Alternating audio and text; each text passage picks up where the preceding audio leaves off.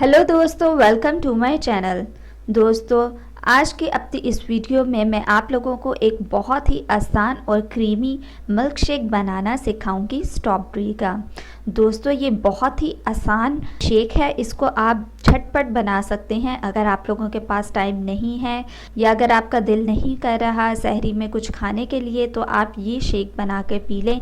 या अफ्तारी में अगर आप लोग बहुत ज़्यादा हैवी फील कर रहे हैं खाना खाने के बाद, या अगर आपने अभी खाना नहीं खाना तो खाना खाने से पहले आप अगर ये स्ट्रॉबेरी शेक पी ले, इससे आपकी हेल्थ पे भी बहुत अच्छे असरात पड़ेंगे और दूसरा ये बहुत ज़्यादा हेल्दी है।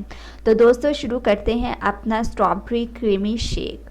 इसको बनाने के लिए जो आपको इंग्रेडिएंट्स चाहिए हैं वो है 1 ग्लास दूध, 14 से 15 स्ट्रॉबेरीज, देन 2 चम्मच आपने चीनी डालनी है और 2 चम्मच आप लोगों ने क्रीम डालनी है।